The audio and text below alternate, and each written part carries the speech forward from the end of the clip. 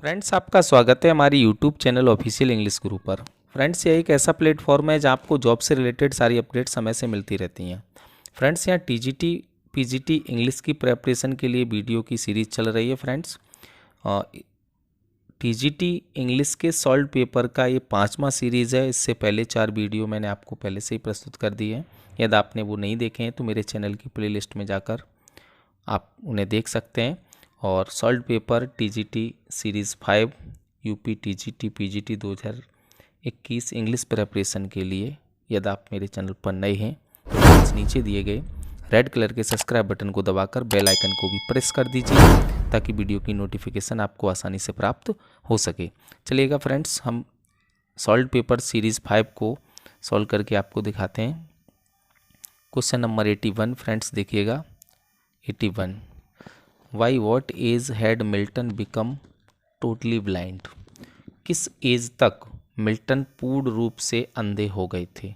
तो फ्रेंड्स, ये 44 एज रही थी जब मिल्टन टोटली ब्लाइंड हो चुके थे। 82 नंबर क्वेश्चन को देखेंगे। अ सॉन्ग ऑफ सोरो specially for the dead is called. यानी कि एक गीत जो दुख का गीत है, खासकर किसी डेड व्यक्ति की मृत्यु यानी कि किसी मरे हुए की मृत्यु पर अभिव्यक्त किया जाता है, उसको हम कहते हैं फ्रेंड्स एलेजी, शोक गीत। नेक्स्ट क्वेश्चन है 83 octave in a sonnet consist of. एक सोनेट में ऑक्टेव यानी कि जो इटालियन सोनेट होता है उसमें ऑक्टेव एंड सेस्टेट होता है। ऑक्टेव में 8 लाइन्स होती हैं, सेस्टेट में 6 लाइन्स होती हैं। और जबकि हम इंग्लिश पैटर्न अर्थात शेक्सपियरियन पैटर्न की बात करें तो उसमें 4 लाइन्स के 3 क्वाड्रेंट्स होते हैं, यानी कि 12 लाइन हो गई। और आपका लास्ट में एक 2 लाइन का कपलेट होता है, दोहा, यानी कि 2 लाइन इसमें हो गई। तो ये 14 लाइन्स का सोनेट होता है। यहाँ ऑक्टेव में 8 लाइन्स होती हैं और सेस्टेट में 6 लाइन होती हैं फ्रेंड्स। नेक्स्ट क्वेश्चन देखेंगे आप 84 में दिया है friends, which of the following phrases best characterise the late 19th century aesthetic movement. Late 19th century का जो एस्थेटिक मूवमेंट है वो इनमें से किस चीज़ को कैरेक्टराइज करता है? तो इसका सही आंसर होगा friends art for art's sake. Next question को देखेंगे 85 में दिया हुआ है friends, strophe, antistrophe and epode form a 3 part of structure in.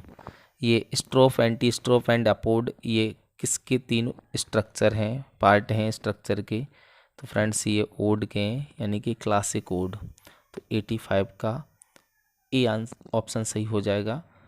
Next देखिएगा 86 पे दिया who said that in Paradise Lost book first Milton belongs to the devil's party without knowing it. तो ये कोटेशन किसने कहा friends? ये बहुत popular quotation है। Milton belongs to the devil's party without knowing it, Paradise Lost book first में किसने कहा है? तो ये इसका सही ऑप्शन आपका देखिएगा, आपको समझ आ रहा होगा कौन सा होना चाहिए। डी, विलियम ब्लेक ने कहा था मिल्टन को, Milton belongs to the devil's party without knowing it. 86 का डी। नेक्स्ट देखेंगे 87 पे लिखा हुआ है डायरेक्शन में identify the figure of speech in the following statement. 87 to 91 तक आपको फिगर ऑफ स्पीच आइडेंटिफाई करने हैं। It was the best of times, it was the worst of times. Friends, यहाँ फर्स्ट जो फ्रेज़ है वो सेकंड फ्रेज़ का oppose कर रहा है, और जब एक सेंटेंस दूसरे सेंटेंस का अपोज करता है वहाँ पर एंटीथीसिस होता है, और जहाँ पर एक वर्ड दूसरे वर्ड का अपोज करता है तो वहाँ ऑक्सीमोरन होता है। तो यहाँ 2 सेंटेंस परस्पर एक दूसरे के कंट्रास्ट में, तो यहाँ एंटीथीसिस होगा, और अगर 2 वर्ड आपस में एक दूसरे के अपोजिशन में होते तो ऑक्सीमोरन होता। तो फ्रेंड्स यहाँ 87 का सी ऑप्शन सही होगा। नेक्स्ट देखेंगे 88 पे दिया है love is an ideal thing, marriage is an is a real thing. तो love is an ideal thing, love एक आइडियल थिंग है और मैरिज एक रियल थिंग है। तो इसमें भी फिगर ऑफ स्पीच आपको बताना है। तो यहाँ पर भी आप देखिए फर्स्ट जो सेंटेंस है वो सेकंड सेंटेंस का अपोज कर रहा है। यहाँ आइडियल थिंग बताई गई है तो यहाँ रियल थिंग, तो यहाँ पर भी एंटीथेसिस होगा। नेक्स्ट क्वेश्चन नंबर 89 को देखिएगा, let's go to bed now. तो यहाँ आपको फिगर ऑफ स्पीच आइडेंटिफाई करना है। तो फ्रेंड्स यहाँ जो बेड है वो इंडिकेट कर रहा है स्लीपिंग को। तो जहाँ पर कोई वस्तु किसी दूसरे के लिए, जैसे हम करें आई रेस्पेक्ट द चेयर, तो चेयर का मतलब यहाँ हो जाएगा चेयर पर्सन से, उस पर बैठने वाले अधिकारी से। तो ऐसे ही यहाँ बेड का संबंध है स्लीपिंग से। तो फ्रेंड्स यहाँ मेटोनिमी होगा, ठीक है ना, मेटोनिमी। 90 को देखेंगे आप, humour is the shock absorber of life, it helps us take the blows. तो फ्रेंड्स यहाँ ह्यूमर को शॉक ऑब्जर्वर ऑफ लाइफ कहा जा रहा है। तो जब किसी दो डिफरेंट थिंग्स को आपस में कंपेराइज किया जाता है, लेकिन comparison word so like as जब यूज नहीं होते हैं, तो फ्रेंड्स वहाँ मेटाफर फिगर ऑफ स्पीच होता है, मेटाफर। तो यहाँ पर मेटाफर होगा 90 का बी। नेक्स्ट क्वेश्चन देखेंगे 91, ये फिगर ऑफ स्पीच का लास्ट क्वेश्चन होगा, bring an alarm clock clanged in the dark and silent room.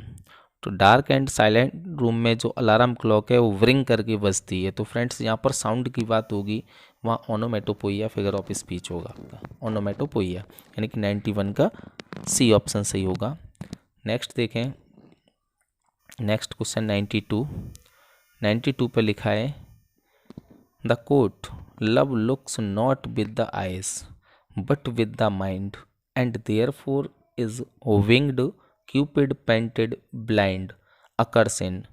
तो ये क्यूपिड पेंटेड ब्लाइंड, तो फ्रेंड्स इसे समझ लीजिए, ये आपका Midsummer Night's Dream William Shakespeare की एक कॉमेडी है जिसमें पगफरी वगैरह की कहानी दी गई है, आप समझ रहे होंगे। तो a Midsummer Night's Dream इसका सही ऑप्शन होगा, यानी कि 92 का ए। नेक्स्ट क्वेश्चन नंबर देखेंगे 93 में लिखा है, the quote the quality of mercy is not strength. Friends ये तो आपने मोस्टली पढ़ा ही होगा, it dropped as the gentle rain from heaven occurs in.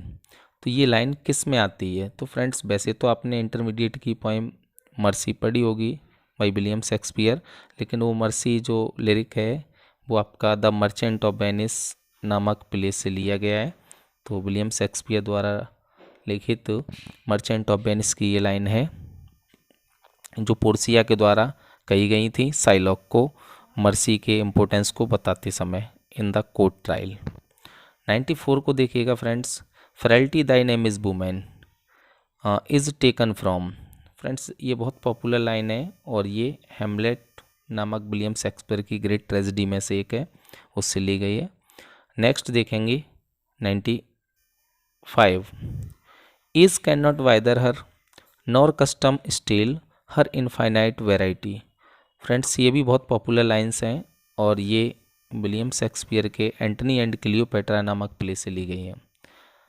Next question number 95 हो गया है फ्रेंड्स। अब 96 से 99 तक ये एक कॉम्प्रिहेंसिव पैसेज दिया हुआ है, लिखा है read the following passage and answer the questions 96 to 99 that follow. तो फ्रेंड्स पैरा आप पढ़ लीजिएगा, मैं स्लोली स्लाइड कर रहा हूँ और मैं क्वेश्चंस पे आता हूँ।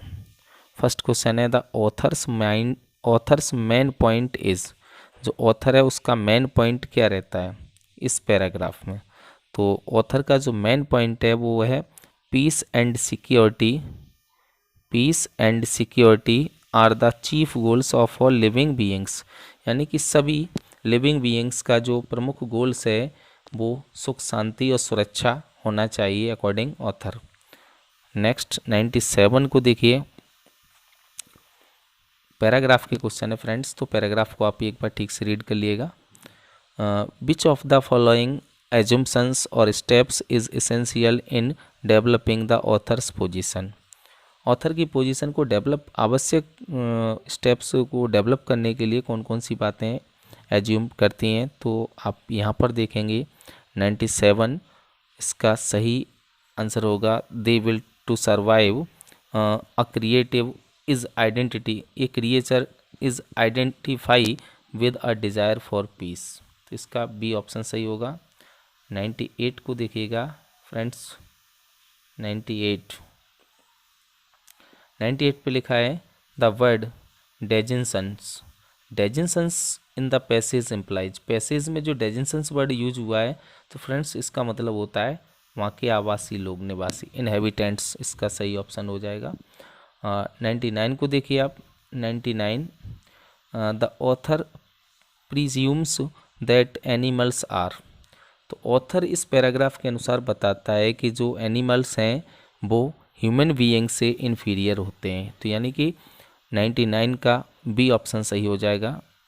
नेक्स्ट क्वेश्चन को देखेंगे 100 to 103। फ्रेंड्स ये भी एक पैराग्राफ दिया हुआ है 100 से 103 तक। The martyrs who laid down their lives for the freedom of the country had a lofty vision of the future. Friends easy para है, आप देख लीजिएगा, आपको समझ आएगा। मैं इसको स्लाइड करता हूँ और इसके नीचे जो क्वेश्चंस हैं उनको आपको बताने की कोशिश करता हूँ। 100 नंबर क्वेश्चन को देखें, लिखा है the martyrs who died for the freedom of India wanted. यानी कि वो मार्टिर्स लोग जो देश के लिए मर गए, शहीद हो गए, देश की आज़ादी के लिए, वो चाहते थे, वो फ्रेंड्स क्या चाहते थे? According para, the country to be free from the slavery. वो देश को गुलामी से आज़ाद कराना चाहते थे जो अपने देश के लिए शहीद हो गए। आप चाहो तो इसमें देख भी सकते हो, ये स्पष्ट दिया हुआ है। They wanted an India in which all the communities would live perfect harmony in the. इससे पहले आप देखेंगे इसका आंसर दिया हुआ है, देखो ये, they wanted the nation to be free from all slavery and bondage ना फ्रेंड्स। अगर आप इसको ठीक से रीड करेंगे तो आपको दिक्कत बिल्कुल भी नहीं होगी। और 101 का आंसर देखिएगा फ्रेंड्स। क्वेश्चन देखें पहले, द मार्टिर्स वांटेड दैट। जो मार्टिर्स थे, शहीद लोग थे, वो चाहते थे कि, अब क्या चाहते थे? सही ऑप्शन आपका इसमें हो जाएगा B, there should be perfect communal love and peace in the country. ये पैराग्राफ में आपको इजीली मिल रहा है। नेक्स्ट 102 को देखिएगा। 102 पे दिया हुआ है B must strive with total commitment to. तो B must strive with total commitment to, तो इसका सही ऑप्शन आपका यहाँ पर भी बी होगा, revitalise our rich past culture. अपनी अतीत की समृद्ध जो कल्चर है उसको पुनः जीवित करने के लिए ये कमिटेड थे और स्ट्राइव कर रहे थे।